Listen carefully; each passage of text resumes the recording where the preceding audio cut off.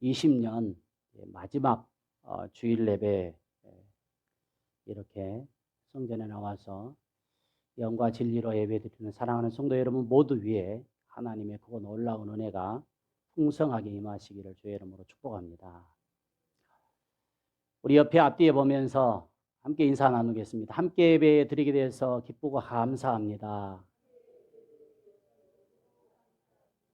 영원히 잘됨같이 범사가 잘 되시기를 바랍니다.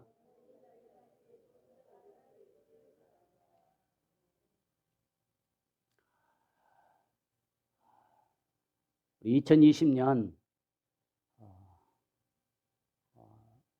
굉장히 빠르게 지나간 것 같습니다. 마지막 주일 코로나19 장기화로 인해서 지금 말할 수 없을 정도로 힘들고 어려움을 겪고 있는 사람들이 생각외로 많이 있습니다.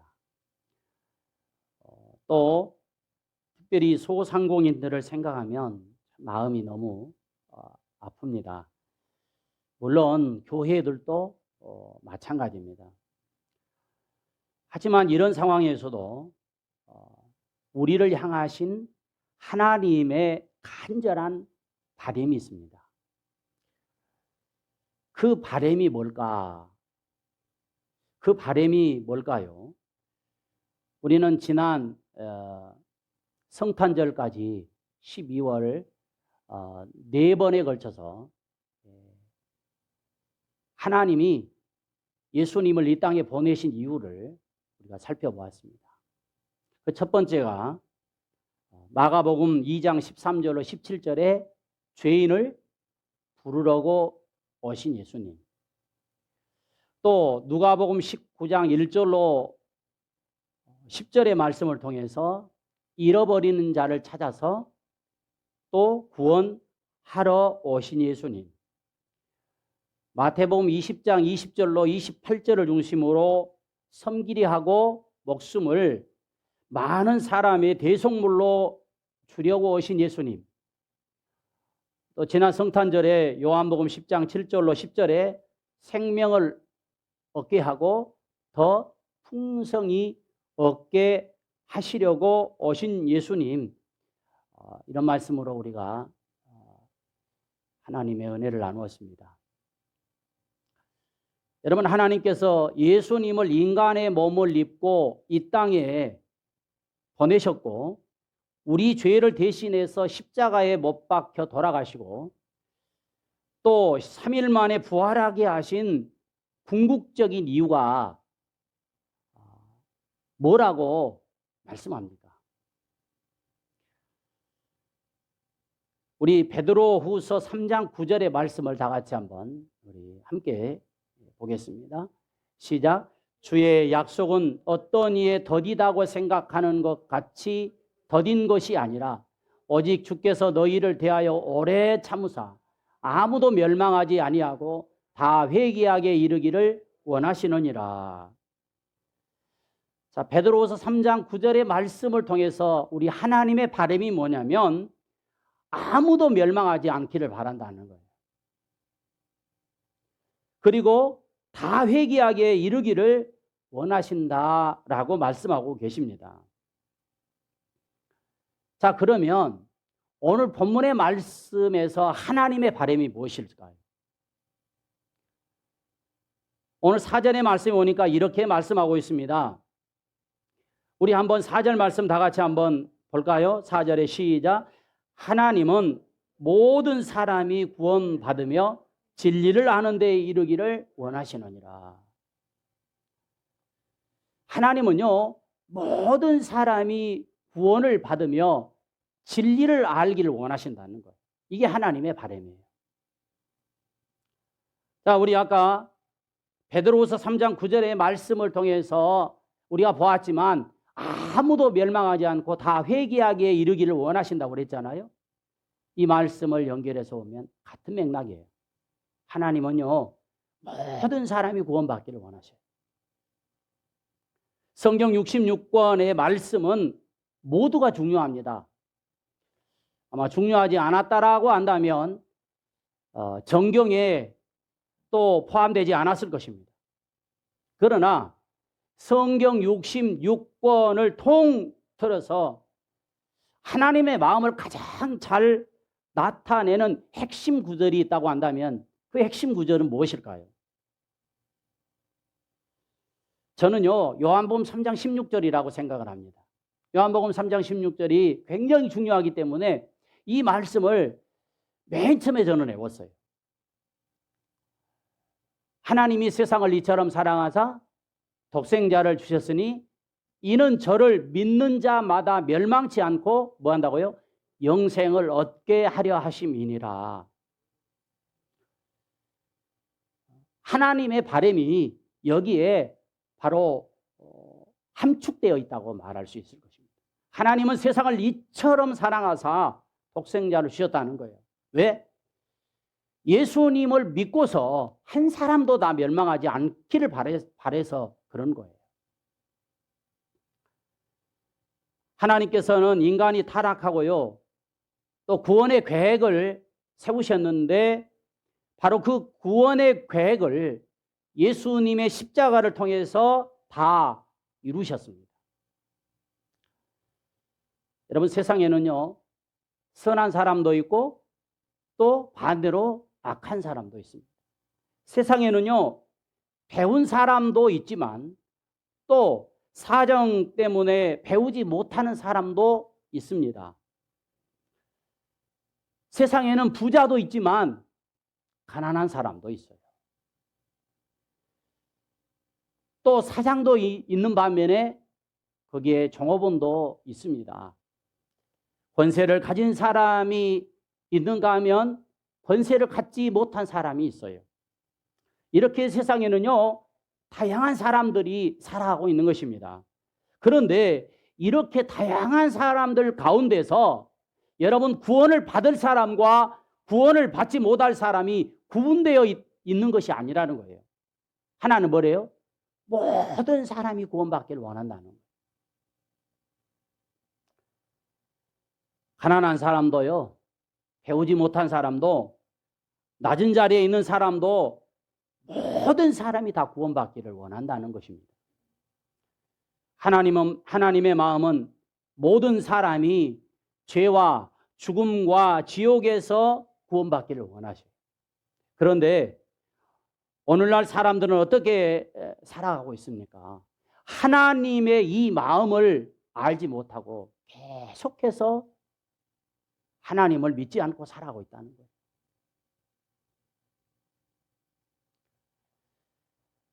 톨스토이의 참회록에서 인생을 이렇게 이야기하고 설명하는 대목이 있습니다. 어떤 나그네가요, 광야를 지나가다가 사자를 만나게 됩니다. 사자를 만나니까 어떻게 돼요? 사자가 덤벼드니까 사자에게 물려 죽지 않기 위해서 얼른 주변을 찾아보니까 우물이 있더래요, 우물이. 그래서 얼른 그 우물 속으로 들어갔습니다. 다행히도 그 우물 안은 물이 없었어요. 근데 간신히 피해서 우물 안에 들어가서 우물 안을 쳐다보니까 이게 웬일입니까? 우물 안에 큰 구렁이가 입을 확 벌리면서 이 나그네가 떨어지기만을 기다리고 있는 것입니다.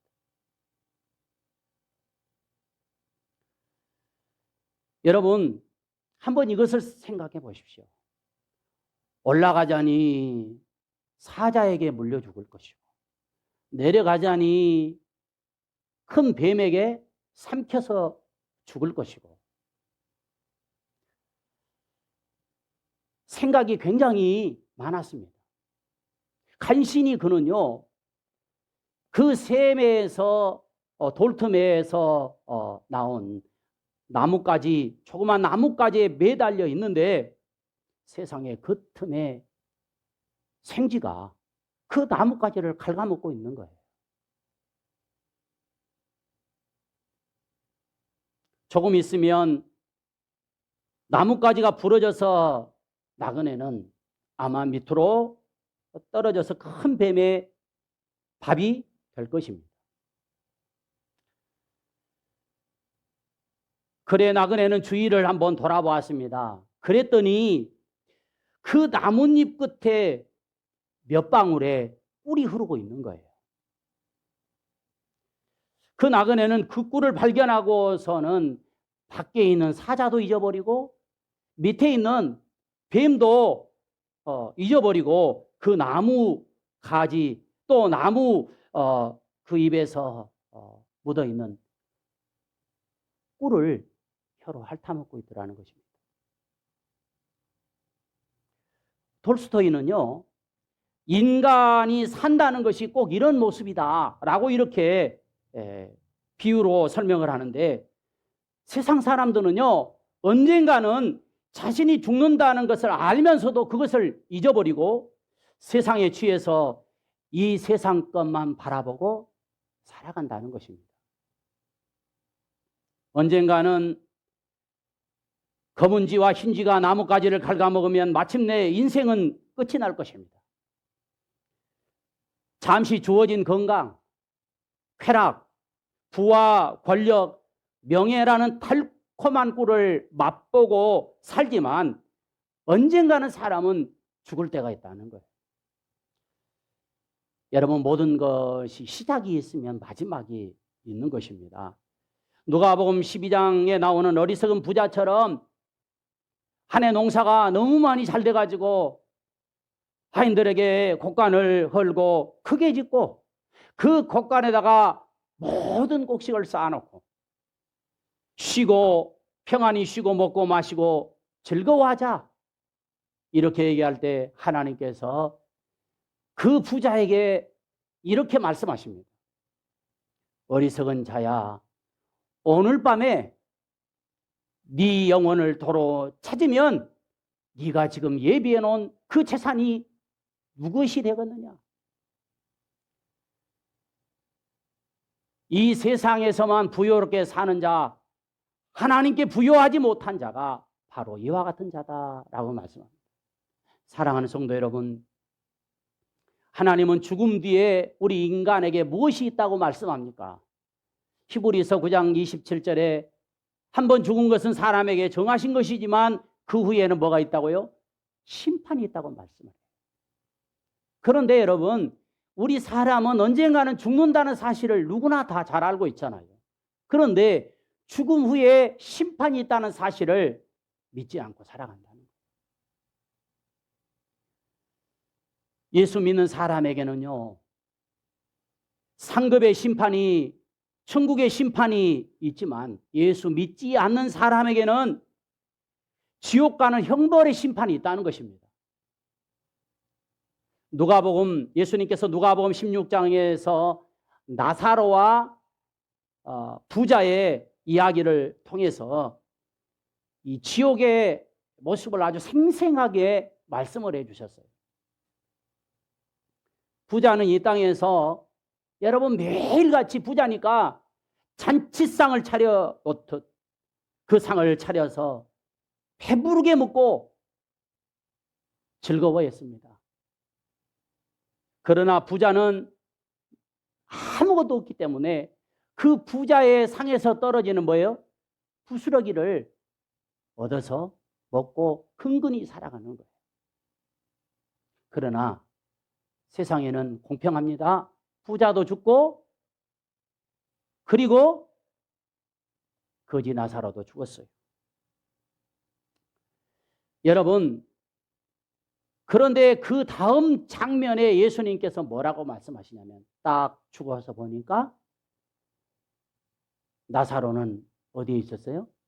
아브라함의 품에 안겨 있었지만 부자는 뜨거운 음부에서 고통 중에 있는 것입니다. 그 광경 속에서 부자가 간곡히 부르짖는 두 마디가 있었어요.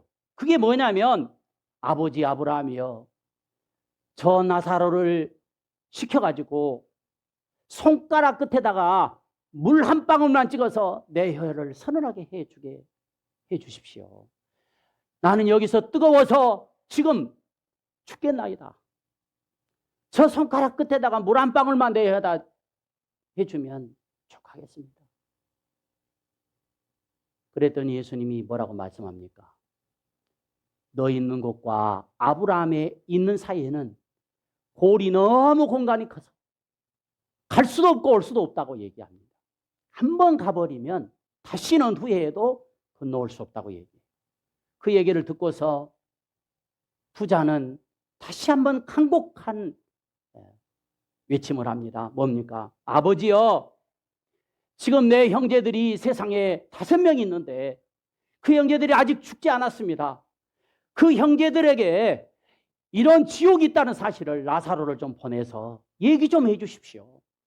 나는 그 사실을 믿지 않고 살다가 이렇게 비록 불목 가운데서 고통 중에 있는데 내 형제들만큼은 그렇지 않게 해달라고 그렇게 간곡히 외칩니다. 그때 주님이 뭐라 합니까? 갈 수 없다. 갈 수 없다. 거기에서 모세와 선지자들이 있으니까 그들을 통해서 믿고 천국 오게 해야겠다. 이렇게 말씀을 하셔요. 여러분, 그 말씀을 우리가 보면요, 지옥의 고통이 얼마나 심한가를 생생하게 보여주고 있습니다. 여러분, 우리 모두는요, 천국 백성인 줄로 믿습니다. 아직도 믿지 않는 가족들, 그들 위해서 간곡한 마음으로 기도하고 기회가 되면 복음을 전해서 그들로 하여금 그 부자가 갔던 불못에 들어가지 않도록 우리가 복음을 전해야 될 줄로 믿습니다. 미국 노던 켄터키 대학의 예술학부 주임 교수이자 화가인 하워드 스톰, 이 교수는 무신론자였습니다. 그런데요, 27살에 교수가 된 거예요. 얼마나 빨리 교수가 되었는지 모릅니다. 그는 모든 진리는 과학에 의해서 주어진다고 믿고 비과학적인 것은요, 조금도 인정하지 않고 믿지 않았다는 것입니다. 이게 그 머리가 영리하는 사람들은요, 굉장히 자기 머리를 의지하거든요. 이 교수도 마찬가지예요. 믿게 된 게 있다고 한다면 그것은 자신뿐이었고 완전히 자기중심 그런 사람이었습니다. 그는 나름대로 성공을 거두어서 훌륭하게 집을 샀고, 그리고 고급 자동차를 타고 다니면서 사치 생활을 하였습니다. 술과 맛있는 음식, 그리고 여자와 쾌락의 탐닉에 빠졌습니다. 그러다가 36살에 질병으로 입원하여 결국 이 교수는 임사체험에 들어갑니다. 여러분, 이 임사체험이 뭐냐면 의학적 죽음의 직전까지 갔다가 살아난 사람을 의학체험이라고 그래요. 죽었다고 생각했어요. 그런데 살아나는 것을 임사체험이라고 얘기해요. 이 하워드 스톰은요, 지옥과 천국을 임사체험하고 돌아옵니다. 살아났어요. 그리고 그의 생애는 완전히 바뀌어버립니다. 천국과 지옥을 자신이 직접 체험하고 왔으니까 그의 인생관이 바뀌고요, 세계관이 바뀌고요, 살아가는 방식도 완전히 바뀌어버립니다. 예전에는 세속적인 쾌락과 부, 성공 이렇게 추구하며 살았는데 임사 체험을 하고 나서 그는요, 모든 방법을 다 동원해서 다른 사람을 돕고 사회에 봉사하는 것에 자신의 인생을 바치며 살게 되었고 결국 목사가 되었다는 거예요. 저는 이 글을 보면서 고집 부리고 끝까지 믿지 않는 사람들 있잖아요. 한 시간만 임사체험을 통해서 천국과 지옥을 한번 보고 오면 어떨까 하는 생각도 들더라고요. 그러면 안 믿을 사람이 없을 것 같아요. 목사인 저도요, 진짜 임사체험을 통해서 실제적으로 천국과 지옥을 다녀오면 완전히 바뀔 것 같아요. 아주 목숨 걸고 아마 복음 전하지 않을까 하는 생각도 한번 해보았습니다. 예수님은 지옥의 형벌이 얼마나 처참한 것을 아시기 때문에 이곳으로 사람들이 가기를 원치 않으십니다. 그래서 이곳에 가지 않는 길을 명백하게 말씀을 해 주셨는데요. 그 명백하게 말씀해 주신 말씀이 뭐냐면 요한복음 5장 24절의 말씀이니까 내가 진실로 너에게 이르노니 내 말을 듣고 나 보내신 이를 믿는 자는 영생을 얻었고 뭐 한다고요? 심판에 이르지 아니한다고 분명히 말씀하고 있어요. 그리고 사망에서 생명으로 옮겨진다는 것입니다. 내 말을 듣고 하나님의 말씀을 듣고 또 나 보내신 이 예수 그리스도를 믿으면 영생을 얻고 심판에 이르지 아니하고 결국 사망에서 생명으로 옮겨진다는 거예요. 오늘 우리가 그런 사람들인 줄로 믿습니다. 여러분, 하나님은 다 구원받고 모든 사람이 구원받고 천국 가기를 원하시는 것입니다. 예수님이 십자가에 달리신 것도 바로 이 하나님의 마음, 이 하나님의 마음을 이루시기 위한 것이었습니다. 하나님은 죽음도 고통도 눈물도 그리고 슬픔도 없는 천국에 다 오기를 원하십니다. 이제 오늘 우리가 이 하나님의 마음을 가져야 될 줄로 믿습니다. 이것에 관심을 두어야 될 줄로 믿습니다. 내 가족, 아직도 믿지 않은 내 이웃들이, 내 친구들이 지옥 가지 않도록 이 땅에서 우리는 복음을 전해야 될 줄로 믿습니다.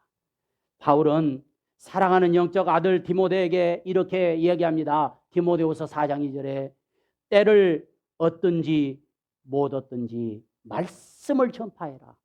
항상 그 일에 힘쓰라고 말씀합니다. 저도 그렇지만 누군가에게 다 복음을 전해 들어서 예수 믿었잖아요. 저도 마찬가지고 여러분도 마찬가지입니다. 하나님은요, 로마서 10장 14절에서 이렇게 말씀하고 있습니다. 그런즉 그들이 믿지 아니하는 일을 어찌 부르리요? 듣지도 못한 일을 어찌 믿으리요? 전파하는 자가 없이 어찌 들을 것이요? 라고 이렇게 말씀합니다. 이 말씀이 뭡니까? 우리가 전해야 들을 수 있다는 것입니다. 들어야 그들이 믿을 수 있다는 거예요. 여러분, 믿게 하는 것은요, 우리가 할 수 있는 것이 아닙니다. 하나님이 하시는 거예요. 우리가 할 수 있는 일은 뭐예요? 전하는 것입니다. 믿고 안 믿고는 그들에게 달려있어요. 여러분, 우리가 전해놓고 나는 복음 전했는데 왜 저 사람이 예수 안 믿지? 나는 능력이 없나 봐. 이렇게 생각하면 안 돼요. 전해야 됩니다. 전해야 돼요. 믿고 안 믿고는 하나님이 하실 일이에요. 아멘.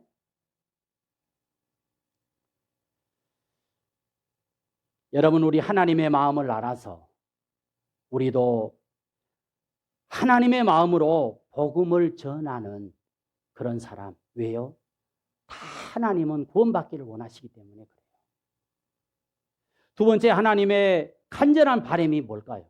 그것은 바로 모든 사람이 진리를 아는 데 이르기를 원하신다는 거예요. 하나님께서는 모든 사람이 진리를 아는 데 이르기를 원하신다. 자, 여기서 말씀하신 진리는 무엇일까요? 진리가 무엇입니까? 시편 119편 43절을 우리 다 같이 한번 보겠습니다. 시작. 진리의 말씀이 내 입에서 조금도 떠나가지 말게 하소서. 자, 뭐가 진리라고 그랬어요? 말씀이 진리라는 거예요. 자, 우리 신약성경 요한복음 17장 17절 말씀 한번 한 군데 더 보겠습니다. 시작. 그들은 진리로 거룩하게 하옵소서. 아버지의 말씀은 진리이다. 뭐가 진리라고요? 그렇죠. 아버지의 말씀, 하나님의 말씀이 진리라는 거예요. 구약이나 신약이나 모두가 진리는 하나님의 말씀이라고 얘기하고 있습니다. 진리, 하나님의 말씀을 통해서 무엇을 그러면 알기를 원하실까요? 그것은 바로 하나님의 마음, 하나님의 뜻. 아, 그렇구나. 하나님은 나도 모든 사람도 뭐예요? 다 구원받기를 원하신다. 이 사실을 알기를 원하시는 것입니다.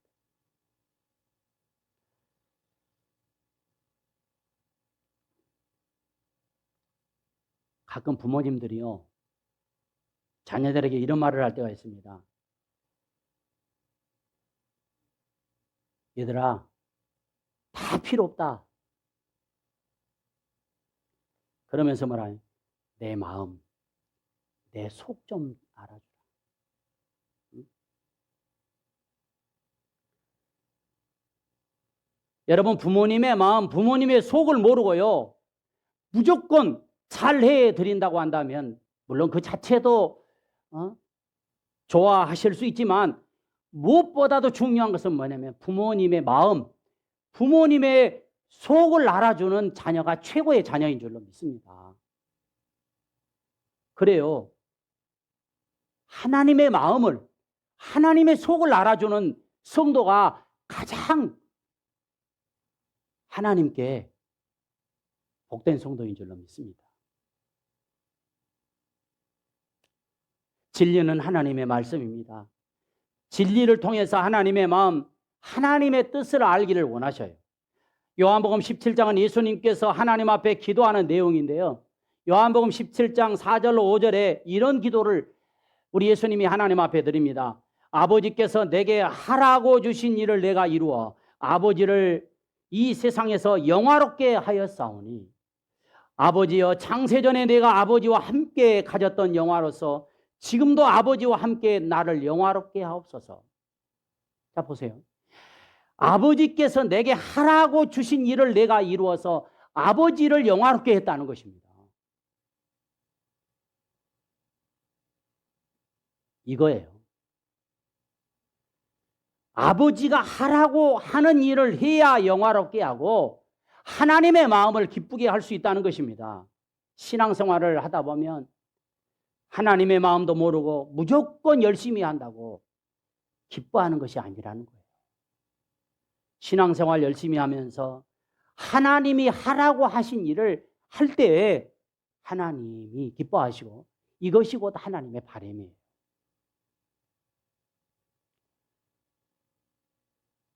또 하나는 진리가 뭘까요?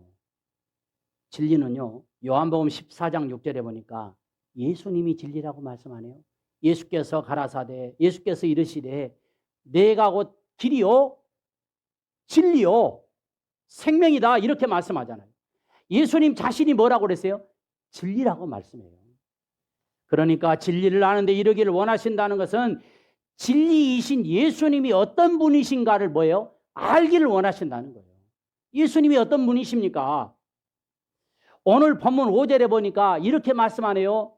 하나님은 한 분이시고 또 하나님과 사람 사이에 중보자도 한 분이시니 그 사람이신 누구라고요? 그리스도 예수라고 말씀하는 것입니다. 하나님과 사람 사이의 중보자는 오직 한 분, 예수 그리스도밖에 없다고 말씀해요.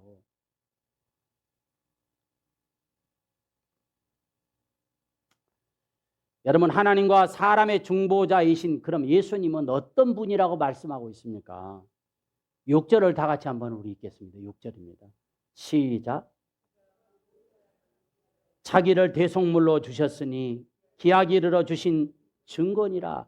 예수님이 어떤 분이십니까? 모든 사람을 위해서 자기를 뭐예요? 대속물로 주셨다라고 하는 사실, 이 사실을 알기를 원하시는 거예요. 우리를 위해서, 나를 위해서 예수님이 뭘 하셨다고요? 대속물이 되어주셨다는 것입니다.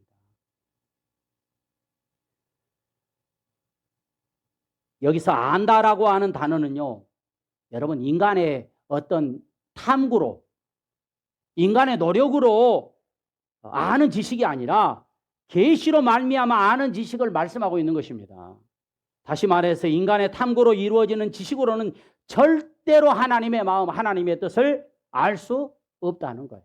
오직 천국 가는 진리는 하나님이 계시해 주신 말씀을 통해서만 알 수 있다는 것입니다.